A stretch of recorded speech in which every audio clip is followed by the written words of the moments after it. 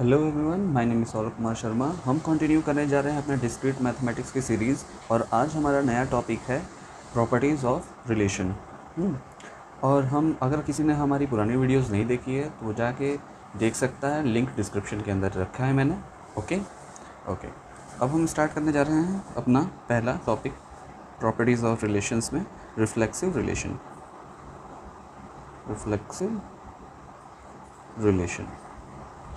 क्या होता है रिफ्लेक्सिव रिलेशन?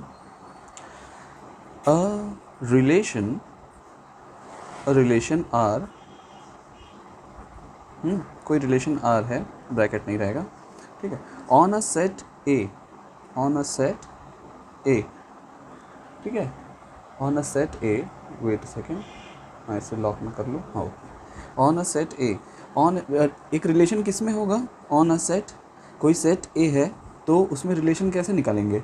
ए क्रॉस ए, जहाँ भी आपको इस टाइप की जो डेफिनेशन लिखी होगी, relation R on a set, इसका क्या मतलब होता है कि कोई रिलेशन है ए क्रॉस ए का, ठीक है, ए क्रॉस ए का। तो कंफ्यूज मत होइएगा इस डेफिनेशन में। On a set A is set to B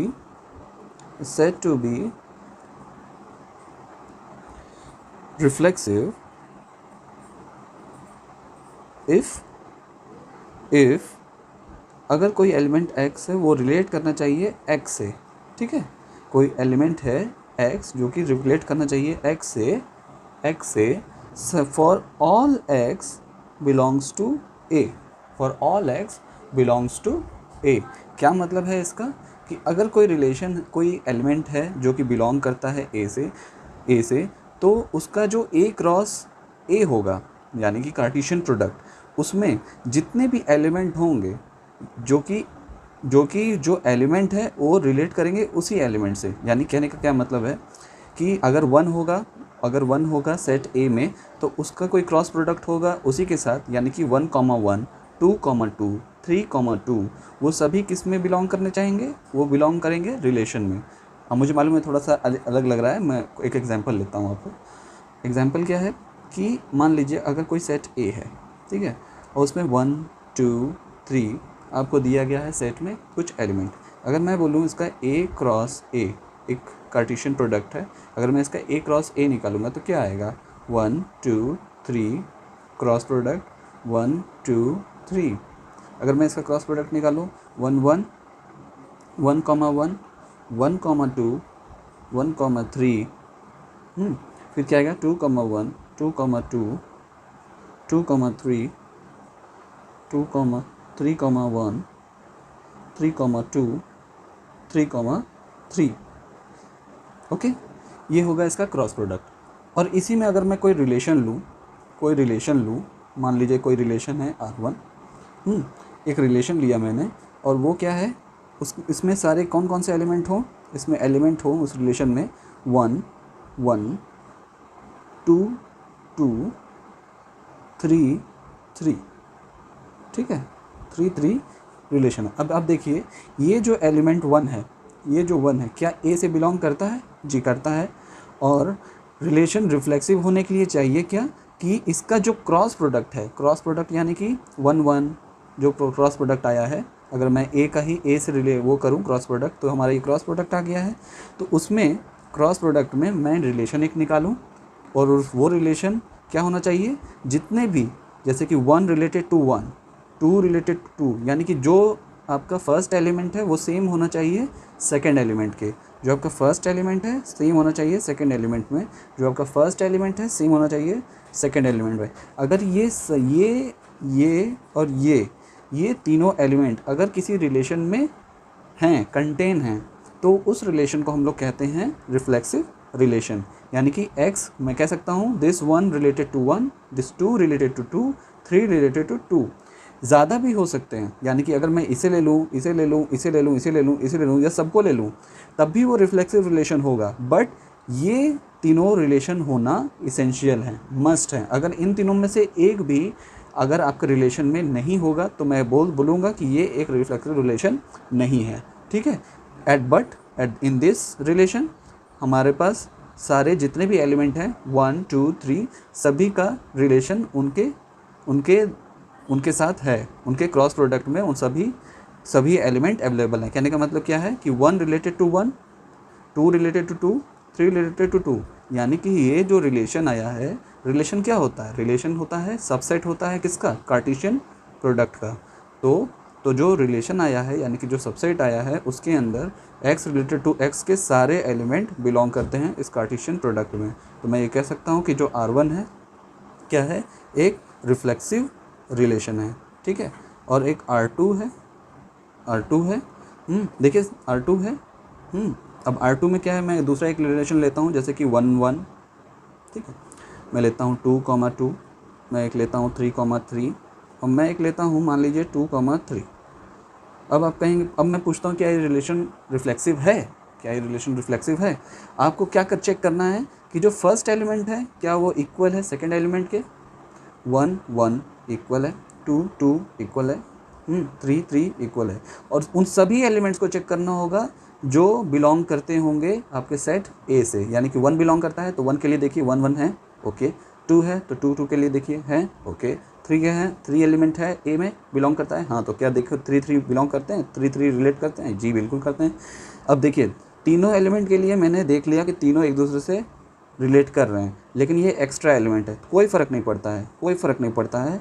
जब तीनों एलिमेंट के लिए रिलेटेड आपको एलिमेंट मिल गए हैं, रिलेशन मिल गए हैं तीनों का, तीनों एलिमेंट्स के लिए आपको 1 related to 1, 2 related to 2, 3 related to 3, तो मैं अब कोई भी एलिमेंट इसमें ऐड हो जाए, कोई एलिमेंट ऐड हो जाए एक्स्ट्रा या ना ऐड हो, तब भी हम इसे कहेंगे ये एक रिफ्लेक्सिव रिलेशन है।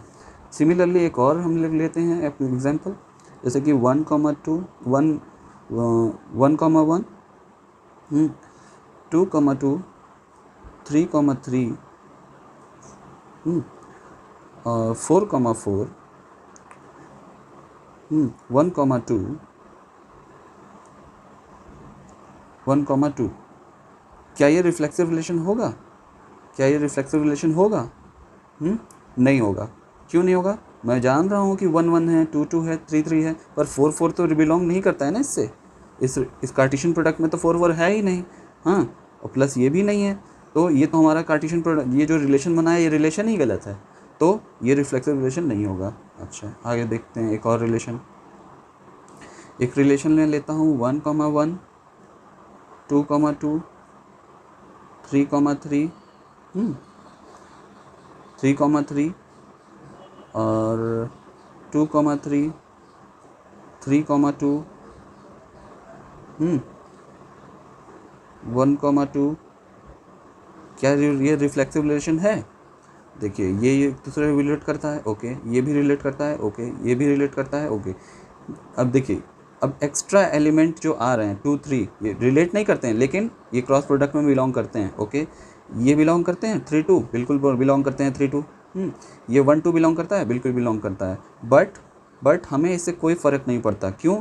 जो हमारे इसेंशियल एलिमेंट्स थे 1 related to 1, 2 related to 2, 3 related to 3, ये रिलेशन के अंदर एग्जिस्ट करते हैं। तो मैं ये बोल सकता हूँ कि ये एक रिफ्लेक्सिव रिलेशन है। अब एक और मैं लेता हूँ, एक और लेता हूँ R5। अब इसमें क्या है कि अगर मान लीजिए R5 आपका A क्रॉस A है। A क्रॉस A है का क्या मतलब? वो सारे एलिमेंट्स जो हमारे कार्टेशियन प्रोडक्ट में बिलोंग करते हैं वो सभी का रिलेशन, उन सभी का रिलेशन, ठीक है। तो क्या वो रिफ्लेक्सिव रिलेशन होगा? अब इसमें क्या क्या आएगा? 1 1 आएगा, 2 2 आएगा, 3 3 आएगा, बिल्कुल आएगा, बिल्कुल आएगा, और बाकी सब भी आएंगे, ये भी आएगा, ये भी आएगा, ये भी आएगा, ये भी आएगा, ये भी आएगा। तो हमें इससे कोई फ़र्क नहीं पड़ता है कि ये आए, ये आए, ये आए ना आए, हमारे इसेंशियल एलिमेंट 1 1, 2 2 और 3 3 आ रहे हैं, ओके। ये एक रिफ्लेक्सिव रिलेशन है, हाँ। और बाकी सब जो आ रहे हैं वो भी एग्जिस्ट कर रहे हैं, पर हमें उनसे कोई फ़र्क नहीं पड़ता है, ठीक है। तो ये क्या है? ये भी एक रिफ्लेक्सिव रिलेशन है, ओके। अच्छा एक और एग्जांपल अगर मैं लेता हूँ कि अगर 1 1 है, 2 2 है, 3 1 है और 1 2 है, क्या ये रिफ्लेक्सिव रिलेशन है? क्या ये रिफ्लेक्सिव रिलेशन है? नहीं। क्यों? देखिए 1 2 1 रिलेट कर रहा है, ओके। 2 2 से रिलेट कर रहा है, ओके। हाँ 1 रिलेट करता था ए से, करता था। 2 भी रिलेट करता था, हाँ करता था। तो 2 का 2 से रिलेशन होना चाहिए। 1 रिलेट करता है ए से तो 1 का 1 से होना चाहिए। 3 रिलेट करता है ए से, तो 3 का 3 से होना चाहिए, बट है क्या रिलेशन में? नहीं है, तो ये हमारा रिफ्लेक्सिव रिलेशन नहीं होगा। ओके, ठीक है। अच्छा, अब इसको रिप्रेजेंट करने के कई तरीके हैं। मैं ज़्यादातर रिप्रेजेंट करने के लिए मैट्रिक्स रिप्रेजेंटेशन का यूज़ करता हूँ सेट क्रॉस प्रोडक्ट को रिलेट करने के लिए। तो मैं अगर इसको अगर मैं इस कार्टेशियन प्रोडक्ट को अगर रिप्रेजेंट करना चाहूँ, ये जो कार्टेशियन प्रोडक्ट दिया है हमारा 1 1 1 2 1 2 या 3 3 तक, इसको मैं कैसे मैट्रिक्स में रिप्रेजेंट करूँगा? देखिए, मैं ऐसे लिख लिया, ठीक है। हॉरिजॉन्टली मैं लिख लूँगा 1 2 3 और वर्टिकली 1 2 3। अब जो जो एलिमेंट आते हैं भाई, सारे एलिमेंट आते हैं कार्टेशियन प्रोडक्ट में, सभी आ रहे हैं, वहाँ पे एक क्रॉस बना लेंगे, मल्टीप्लाई या क्रॉस बना लीजिए, ठीक है। सभी बिलोंग करते हैं, ठीक है। अभी मैट्रिक्स हमको क्या बता रहा है? ये मैट्रिक्स क्या है? 3 क्रॉस 3 की मैट्रिक्स है, 3 क्रॉस 3 की मैट्रिक्स है। इसका मतलब क्या है कि क्या, इसका मतलब भी हमें पता चल रहा है कि 3 क्रॉस 3 का क्या मतलब है कि टोटल हमारे जो कार्टेशियन प्रोडक्ट है उसमें 1 2 3 4 5 6 7 8 9 एलिमेंट्स आएंगे। देखिए मैट्रिक्स में भी 9 एलिमेंट्स हैं, 1 2 3 4 5 6 7 8 9, ठीक है। अच्छा, यहाँ पे स्टार बना हुआ है, यहाँ पे जो स्टार बना हुआ है, यहाँ पे क्या आएगा? 1 1 है ना। यहाँ पे क्या आएगा? 2 2, यहाँ पे क्या आएगा? 3 3, यहाँ क्या आएगा? 1 2, यहाँ आएगा 1 3, यहाँ आएगा 2 1, यहाँ आएगा 2 3, और यहाँ क्या आएगा? 3 1, यहाँ क्या आएगा? 3 2। सारे एलिमेंट्स आ गए। अच्छा, और रिफ्लेक्सिव रिलेशन होने के लिए क्या होना चाहिए? 1 related to 1, 2 related to 2, 3 related to 3। यानी कि क्या, ये जो डायगोनल एलिमेंट्स बन रहे हैं हमारे, वो हमको मैट्रिक्स में क्या शो करते हैं? रिफ्लेक्सिव रिलेशन, ठीक है। क्या शो करते हैं? हमारे रिफ्लेक्सिव रिलेशन शो करते हैं, ठीक है।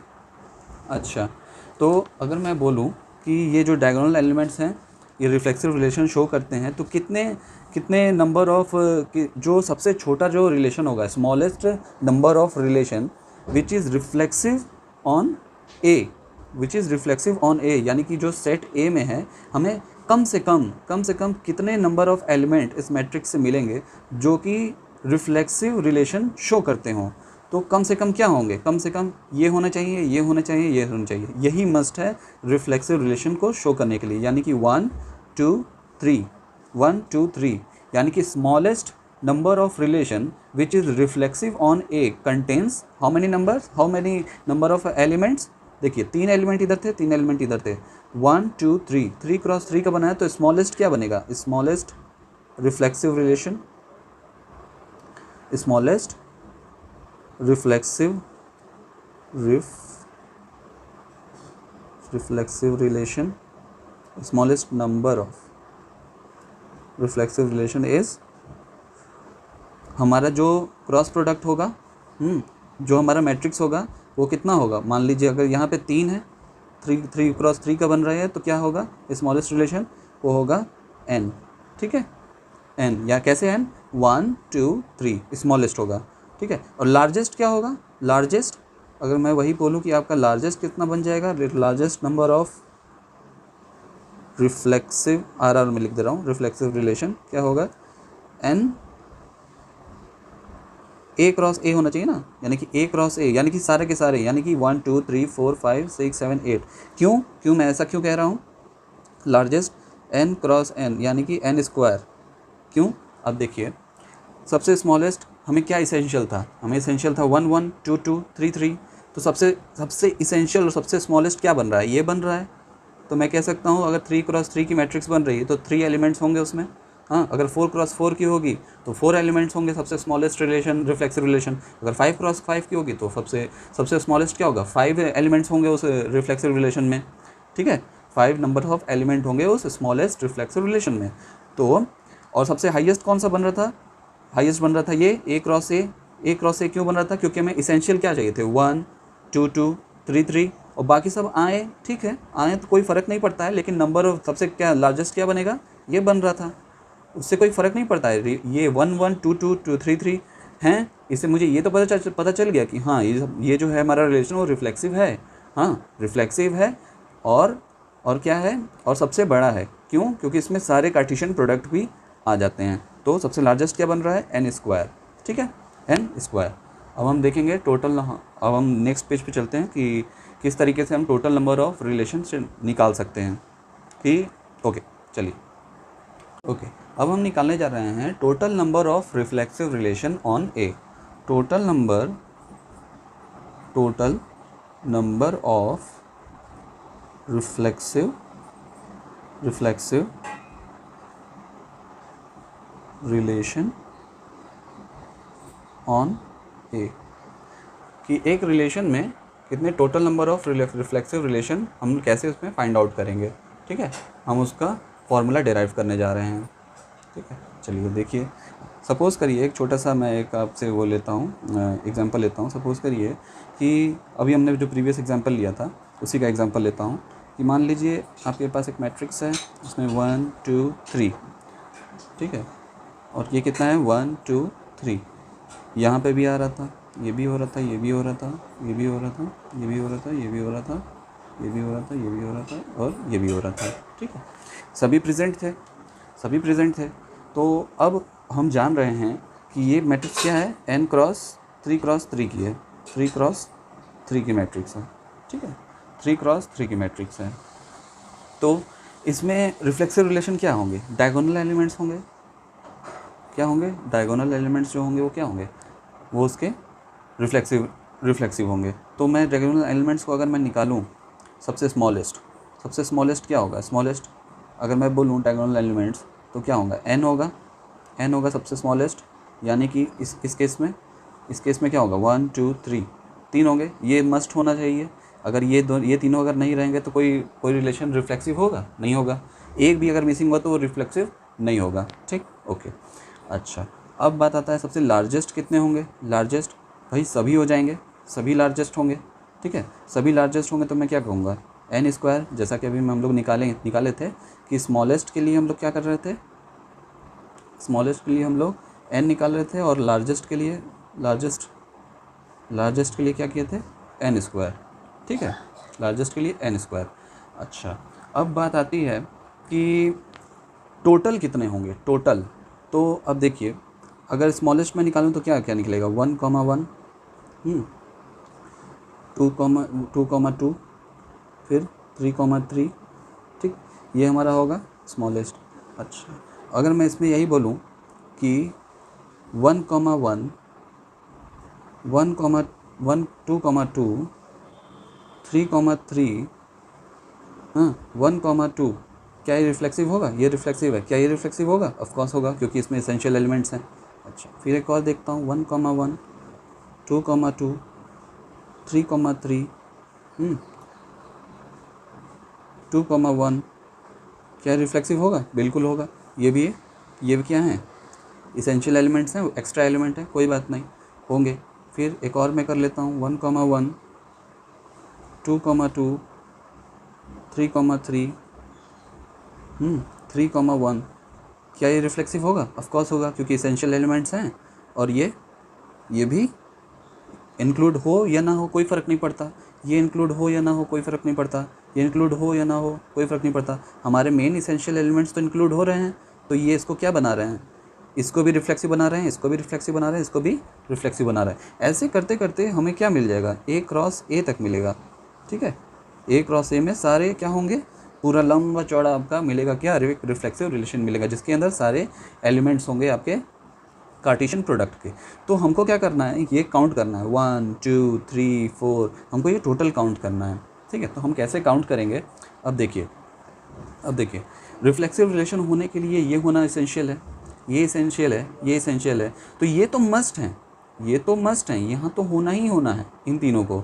ठीक है, अच्छा, यहाँ पे जो वैल्यू आएगी, यानी कि यहाँ पे वैल्यू क्या आएगी, 1 2, ये हो या ना हो, ये हो या ना हो, तो क्या कोई फ़र्क पड़ेगा, अगर ये इंक्लूडेड है हमारे रिलेशन में, ये हो या ना हो, कोई फ़र्क पड़ेगा, कोई फ़र्क नहीं पड़ेगा, मतलब कि हम इसे इंक्लूड कर भी सकते हैं और नहीं भी कर सकते हैं।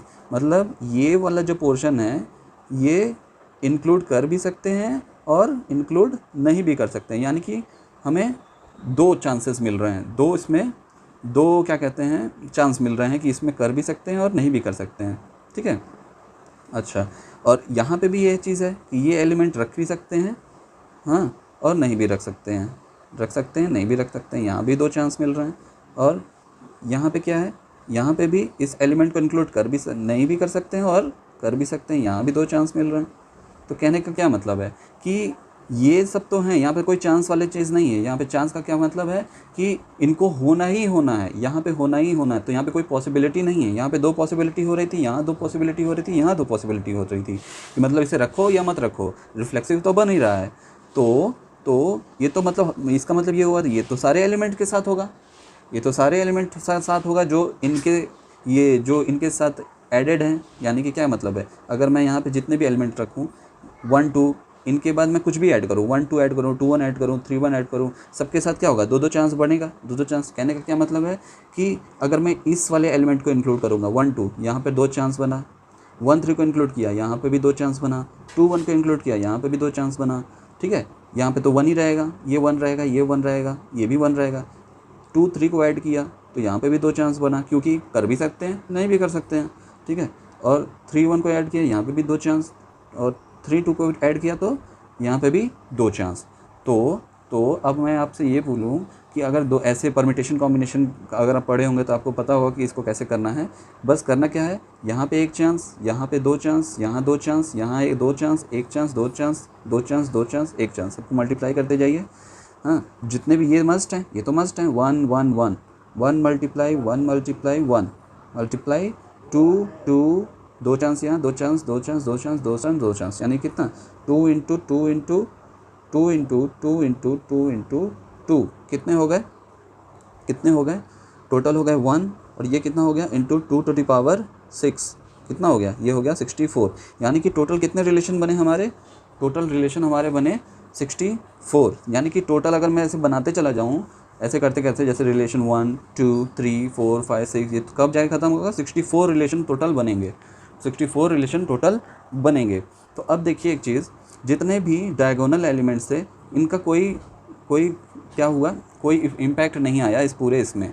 इम्पैक्ट कहाँ से आ रहा है, जितने भी नॉन डायगोनल एलिमेंट्स हैं, जैसे कि ये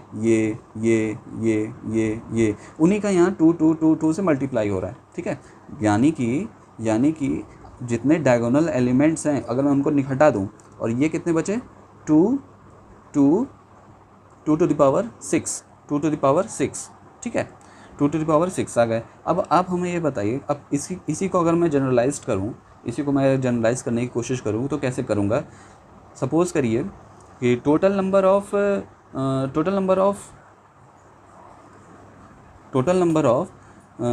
ये टोटल रिलेशन कितने बनेंगे इसमें, इस मैट्रिक्स में, टोटल रिलेशन अगर मैं बोलूँ कितने बनेंगे मैट्रिक्स में, n²।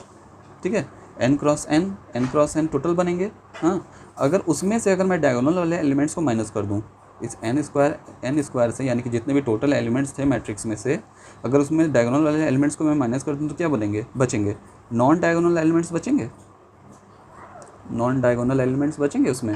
हाँ, हमें नॉन डायगोनल एलिमेंट्स की ज़रूरत है ना, नॉन डायगोनल एलिमेंट्स बचेंगे।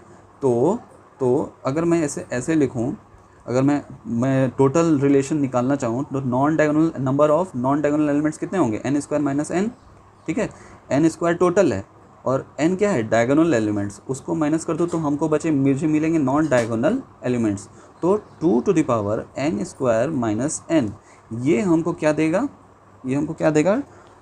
जितने भी total number of reflexive relation, total number of reflexive relation, ये हमको दे देंगे। ठीक है, अब इसी में अगर आपसे ये पूछा गया कि आप ये बताइए total number of not reflexive relation कितने हैं, कि कितने ऐसे हैं जो रिफ्लेक्सिव रिलेशन नहीं है। तो देखिए ये total number of reflexive relation है। ठीक है, total number of reflexive relation ये आया है। अगर आपसे पूछा जाए कि total number of not reflexive relation है बताइए, तो आप हमें बताइए total number of subsets of A set क्या होता है, total number of subset of A set क्या होता है, पहले ये बताइए। n² 2n होता है टोटल नंबर ऑफ सबसेट का, 2n होता है। ये n क्या होता है, नंबर ऑफ एलिमेंट्स होते हैं, इसमें, है ना, नंबर ऑफ एलिमेंट्स होते हैं। तो और ये क्या हमको बताता है, नंबर ऑफ़ सबसेट्स। अब हमको ये बताइए ए क्रॉस ए क्या है, कार्टेशियन प्रोडक्ट है, और रिलेशन क्या है, इसी का सबसेट है। अब मैं आपसे ये पूछूं कि इसका अगर सबसेट का टोटल नंबर ऑफ़ सबसेट अगर मुझे निकालना हो, जैसे कि मैं सेट्स में निकालना था, तो मैं क्या करूँगा, 2 के पावर n रखूँगा। बट इस n की जगह कुछ और होगा, क्या, क्योंकि a क्रॉस a है, यानी कि क्या, यहाँ पे n एलिमेंट है जो कि क्रॉस हो रहा है n एलिमेंट से, तो क्या हो जाएगा, यहाँ पे क्या होगा, इस जगह पे मैं लिखूँगा 2n स्क्वायर। ये हमको क्या देगा, टोटल नंबर ऑफ रिलेशंस देगा। तो टोटल नंबर ऑफ रिलेशंस में से जितने भी टोटल नंबर ऑफ रिलेशन हैं, यानी कि टोटल नंबर ऑफ रिलेशन से अगर मैं total number of reflexive relation समझ जाएगा ना, total number of reflexive relation अगर मैं माइनस कर दूं तो क्या बचेगा, total number of not reflexive relation क्या होगा, टोटल नंबर ऑफ रिलेशन क्या है, 2 to the power n square. तो मैं माइनस कर दूं 2 to the power n square minus n, ये मुझको क्या देगा, total number of not reflexive relation. ठीक है, चलिए आशा करता हूँ आपको समझ में आया होगा। चलिए अब हम मिलेंगे अपने नेक्स्ट वीडियो में, तब तक के लिए थैंक यू। सब्सक्राइब करिए, शेयर करिए, लाइक